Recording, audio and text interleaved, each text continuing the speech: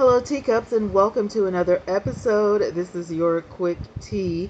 In this episode, we're talking about $100 million awarded to an elderly black man paralyzed after Atlanta cop tased him excessively. This comes from the Shade Room, and this story was this 20.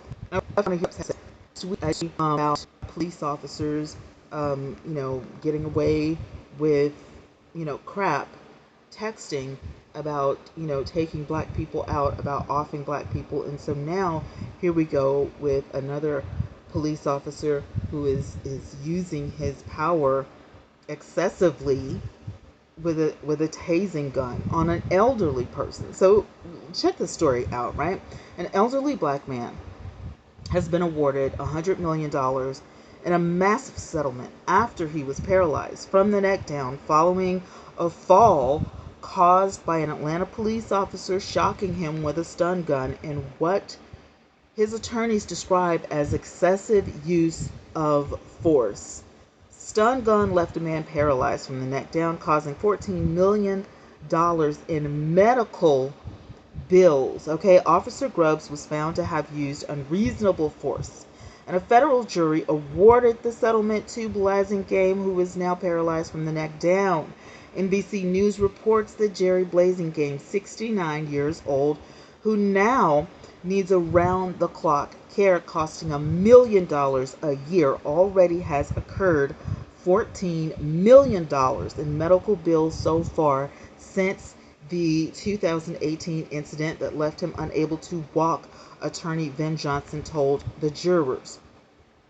Blasingame was 65 years old on July 10, 2018, and reportedly panhandling when he suffered the spinal cord injury after Officer John Grubbs tased him during a foot chase. WXIA-TV and the Atlanta Journal-Constitution reported that jurors found that the Atlanta Police Department should pay $60 million, while Grubbs should pay $40 million in compensatory and punitive damages.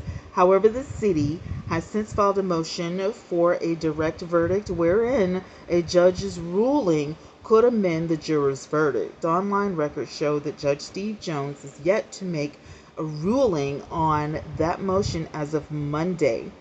All right, so the officer did not fear for his safety, guys, and the victim had not committed a serious crime. This is what the jurors said. Prior to deliberations, Judge Jones ruled that jurors could reasonably find that Grubbs had used excessive force and added that they could not consider the city's argument as well, according to NBC News. Jurors ultimately found that Officer Grubbs was not in fear for his safety and that Blasingame had not been committing a serious crime before he was tased, making his forceful response unwarranted. The lawsuit is a result of Blasingame's conservator, Keith Edwards, suing the city of Atlanta and the officer in question for costs to cover past and future medical bills. Blasingame will spend the rest of his life in a residential facility requiring round-the-clock care, his attorneys claim. The victim's lawsuit is one of less than 1% of cases that make their way to jury trial.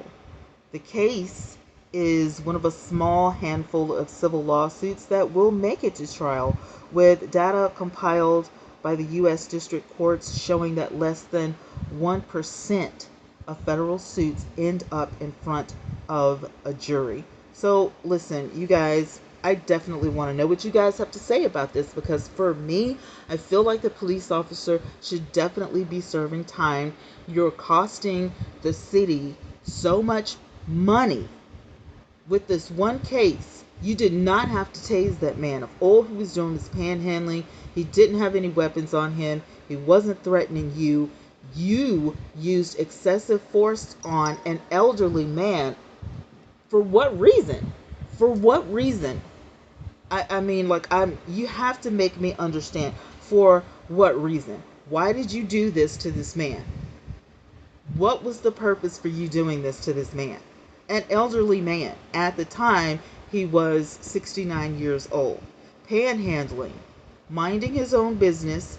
I mean, if panhandling is illegal in Atlanta, if he, couldn't ask somebody for money, or maybe he was dumpster diving or whatever it was, it sounds like he was homeless. It sounds like, maybe he needed some help.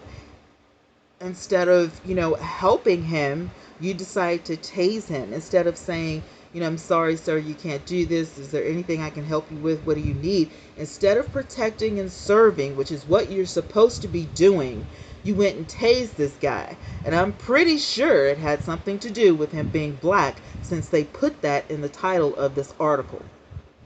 It says $100 million awarded to an elderly black man paralyzed after Atlanta cop tased him excessively. So what was the problem? Was the problem that you didn't like the color of his skin, or was the problem that you just, wanted to amuse yourself on that day? What was the problem? I mean, did you really feel like a 69-year-old man panhandling was going to do something to you to the point where you had to tase him excessively? I don't think so. I think you need to be serving time in jail, sir. I think that you used your power in the wrong way, as a lot of cops do. Now, let me just make this clear in my commentary, teacups, that I know all police officers are not bad. But in this case, and in the last case we talked about with the texting and talking about taking out, black people, and you had an excessive amount of police officers in a group text message texting each other about offing us. And now here you go, having another police officer paralyzing people with stun guns. I don't think it's right. I think that they will keep doing this if there are no consequences. That is just how I feel about it. But I want to know how the teacups feel about it. So please leave your comments in the comment section below. Let me know how you feel. Let me hear your voice, because I know you have to feel some type of way, because we keep hearing these cases over and over. We keep, hearing these stories over and over. And I know you have to feel a ways about this. So let me know. Let me hear your opinion, and let me know what you think about this and how you feel. I will be putting out some more content in the quick tea style, but let me let you guys know something. I know you're wondering about the Tim Norman case, and if you have made it this far in the video, you're in for a treat, because this week we are going to do a live stream concerning Tim Norman and the Andre Montgomery case. And as we know, when the 9th comes this month, it's going to be wild. Tomorrow is the 5th.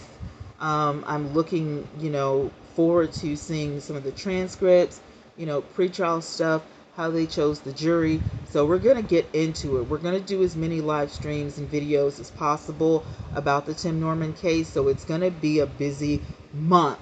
Okay.